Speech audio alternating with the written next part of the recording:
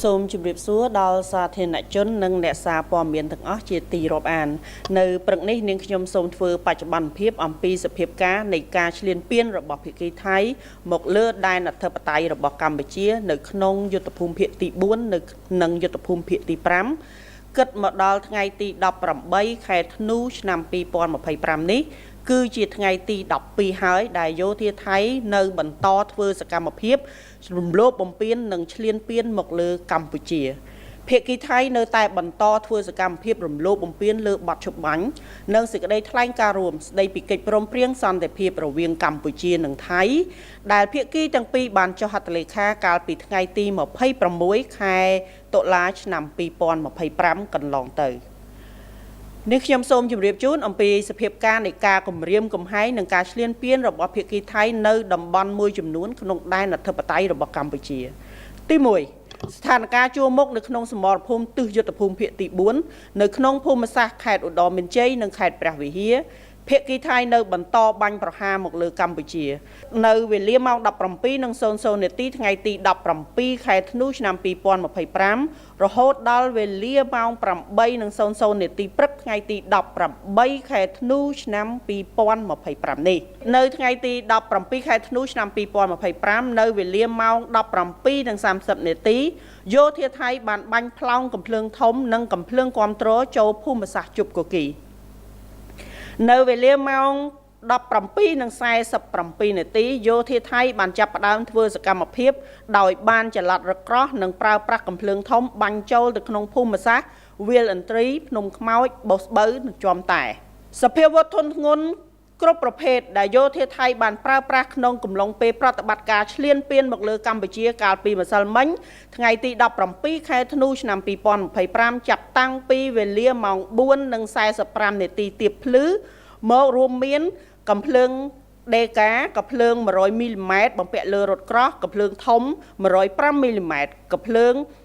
155 មីលីម៉ែត្រកំភ្លើងគាំទ្រគ្រប់ប្រភេទដ្រូនបាញ់ផ្សាញ់ពុលដ្រូនទម្លាក់ភ្លើងដ្រូនអត្តឃាតដ្រូនបំពាក់លើកំភ្លើងនិងរថក្រោះរហូតដល់ថ្ងៃទី18ខែធ្នូឆ្នាំ2025នេះនៅវេលាម៉ោង 5:30 នាទីយោធាថៃបានចាប់ផ្ដើមធ្វើការបាញ់ផ្លោងចូលក្នុងភូមិសាស្ត្រប្រាសាទតាមាន់ធំរហូតដល់ពេលនេះយោធាថៃនៅតែបន្តបាញ់ប្រហារបន្ថែមទៀតទៅកាន់ភូមិសាស្ត្រប្រាសាទព្រះវិហារ 5 មករាចំការចេកដោយប្រើប្រាស់កំភ្លើងធំនិងរថក្រោះចំពោះសភាពការនៅក្នុងភូមិសាស្ត្រផ្សេងទៀតមានសភាពស្ងប់ស្ងាត់ប៉ុន្តែកងកម្លាំងរបស់យើងនៅបន្តតាមដានដោយយកចិត្តទុកដាក់និងប្រុងប្រយ័ត្នខ្ពស់ជានិច្ចទី2ស្ថានភាពជួរមុខនៅក្នុងភូមិសាស្ត្រយុទ្ធភូមិភាគទី5នៅក្នុងភូមិសាស្ត្រខេត្តបន្ទាយមានជ័យនិងខេត្តពោធិ៍សាត់ភាគីថៃបានបន្តបាញ់ប្រហារមកលើកម្ពុជាគិតចាប់តាំងពីវេលាម៉ោង 17:00 នាទីថ្ងៃទី17ខែធ្នូឆ្នាំ2025រហូតដល់ម៉ោង 8:00 នាទីថ្ងៃទី18ខែធ្នូឆ្នាំ2025នៅថ្ងៃទី17ខែធ្នូឆ្នាំ2025នៅវេលាម៉ោង 17:37 នាទីយោធាថៃបានប្រើប្រាស់ដ្រូនស៊ើបការហោះរំលោភចូលក្នុងដែនអធិបតេយ្យរបស់កម្ពុជានៅក្រោយភូមិសាស្ត្រភូមិជោគជ័យនិងភូមិព្រៃច័ន្ទនៅវេលាម៉ោង 23:10 នាទីយោធាថៃបានបាញ់ផ្លោងចូលក្នុងភូមិចំការកោឃុំស្វាយចេកស្រុកស្វាយចេកខេត្តបន្ទាយមានជ័យនៅថ្ងៃទី18ខែធ្នូឆ្នាំ2025ចាប់ពីវេលាម៉ោង 1:10 នាទីរំលងអត្រាតរហូតដល់វេលាម៉ោង 6:44 នាទី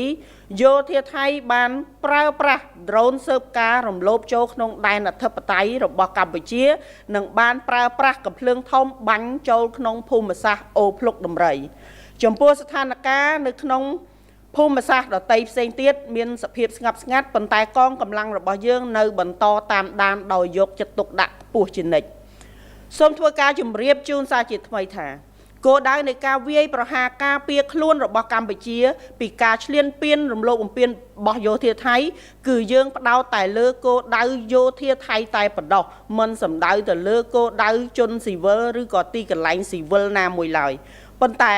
មានតែភាគីថៃប៉ុណ្ណោះដែល បើកការបាញ់ប្រហារមកលើទីតាំងស៊ីវិលស្លូតត្រង់របស់កម្ពុជាដែលបានធ្វើឲ្យប្រជាជនស៊ីវិលរបស់កម្ពុជាបានបាត់បង់ជីវិតនិងរបួសមានការកើនឡើងការប្រើប្រាស់សភាវុធធនធ្ងន់ដែលមានសមត្ថភាពបំផ្លាញខ្ពស់គ្រប់ប្រភេទរបស់ប្រទេសថៃរួមទាំងការប្រើប្រាស់យន្តហោះចម្បាំង F-16 រថយន្តបាញ់រ៉ុកែត DTI-2 drone ទម្លាក់គ្រាប់បែកចង្កោមផ្សែងពុលនិងការដាក់ពង្រាយទាហានដ៏ច្រើនលើសលប់ដើម្បីទន្ទ្រានយកទឹកដីកម្ពុជាគឺជាការរំលោភបំពានយ៉ាងច្បាស់ក្រឡែតហើយមិនអាចប្រកែកបានចំពោះការរំលោភបំពានទៅលើធម្មនុញ្ញអង្គការសហប្រជាជាតិធម្មនុញ្ញអាស៊ាននិងគោលការណ៍ជាមូលដ្ឋានគ្រឹះនៃច្បាប់អន្តរជាតិសកម្មភាពដែលគ្មានទំនួលខុសត្រូវនិងខុសច្បាប់បែបនេះបានបង្កឲ្យគ្រោះថ្នាក់យ៉ាងធ្ងន់ធ្ងរមិនត្រឹមតែសន្តិភាពនិងស្ថិរភាពនៅក្នុងតំបន់ប៉ុណ្ណោះទេថែមទាំងប៉ះពាល់ទៅដល់មូលដ្ឋានគ្រឹះនៃសណ្ដាប់ធ្នាប់អន្តរជាតិទាំងមូលផងដែរក្នុងន័យនេះកម្ពុជាសូមអំពាវនាវឲ្យសហគមន៍អន្តរជាតិកោតទោសយ៉ាងម៉ឺងម៉ាត់ចំពោះការរំលោភបំពានលើសេចក្តីថ្លែងការណ៍រួមស្តីពីកិច្ចព្រមព្រៀងសន្តិភាពរវាងកម្ពុជាថៃនិងសកម្មភាពឧក្រិដ្ឋកម្មសង្គ្រាមខុសច្បាប់របស់ថៃម្ដងហើយម្ដងទៀតដោយទាមទារឲ្យថៃទទួលខុសត្រូវទាំងស្រុងចំពោះការរំលោភបំពានដ៏កម្រោលឃោរឃៅនេះកម្ពុជាអំពាវនាវឲ្យថៃបញ្ឈប់រាល់អរិភាពជាបន្ទាន់ដោយដកកម្លាំងចេញពីដែនអធិបតេយ្យរបស់កម្ពុជានិងជៀសវាងសកម្មភាពឈ្លានពាននឹងការគំរាមកំហែងដល់សន្តិភាពនិងស្ថិរភាពនៅក្នុងតំបន់សូមគូបញ្ជាក់ជូនផងដែរថាគិតមកដល់ម៉ោងនេះវីរៈកងទ័ពវីរៈនគរបាលជាតិរបស់កម្ពុជាបន្តឈរជើងយ៉ាងរឹងមាំស្វាហាប់មូមុតនឹងនៅតែតស៊ូប្រយុទ្ធយ៉ាងស្វិតស្វាញតតាំងជាមួយសត្រូវឈ្លានពាននៅគ្រប់សមរភូមិទាំងអស់ក្នុងការបំពេញតួនាទីរបស់ខ្លួនដើម្បីការពារទឹកដីរបស់កម្ពុជាយើងក៏បញ្ជាក់ជូនផងដែរថានៅសិទ្ធិកស្វ័យការពារដែនអធិបតេយ្យរបស់យើងដោយដែលមានចែងនៅក្នុងច្បាប់អន្តរជាតិដើម្បីការពារបូរណភាពទឹកដីនិងប្រជាជនរបស់យើងទោះក្នុងតម្លៃណាក៏ដោយសូមប្រជាពលរដ្ឋទាំងអស់ជឿជាក់និងលើកទឹកចិត្តដល់វីរៈកងទ័ពវីរៈនគរបាលដ៏អង់អាចក្លាហានរបស់យើងដែលកំពុងប្រយុទ្ធតស៊ូយ៉ាងខ្លាំងក្លានៅគ្រប់សមរភូមិទាំងអស់រាជរដ្ឋាភិបាល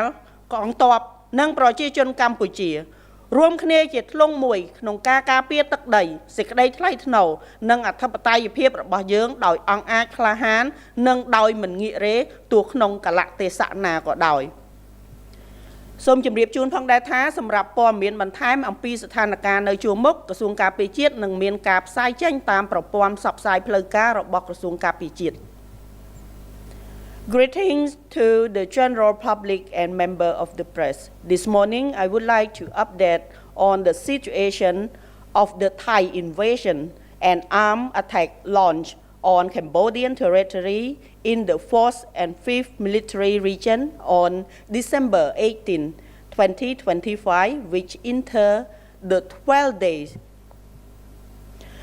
The Thai side has continuously violated the ceasefire and the joint declaration signed by the Prime Minister of the Kingdom of Cambodia and the Kingdom of Thailand on October 26, 2025. Now I would like to update on the situation of the Thai aggression and attack on certain areas within the sovereign territory of Cambodia. First, the frontline situation at the 4th Military Region, Udominjay and Pravihir Province. The Thai military continued its attack on Cambodia from 5 p.m. on December 17 to 8 a.m. on December 18, 2025. On December 17, 2025, at 5:30 p.m., the Thai military fired artillery shell into the area of Chupkaki. At 5:47 p.m., the Thai military advanced their tank and fired artillery into the area of Vilantri, Phnom Kmau, and Bosbeu Chom Tai.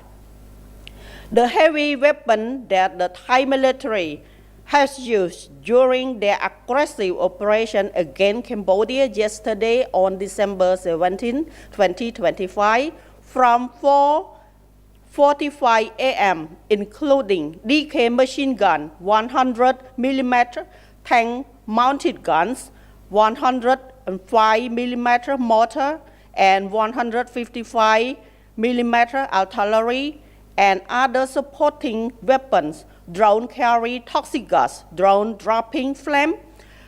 kamikaze drone carry guns, and tanks. On December 18, 2025, at 5:30 a.m., the Thai military fired artillery shell into the area of Tamon Temple. Until now, they launched their attack into the area of Pravihir Temple, Pramakra, and Chamkachek by using tanks. The situation in the area remains calm, but our force continue to monitor closely and remain highly vigilant. Second, the frontline situation at Fish military region, Ban Tien Minh Chey and Posat province. The Thai military continue its attacks on Cambodia from 5 p.m. on December 17 to 8 a.m. on December 18, 2025.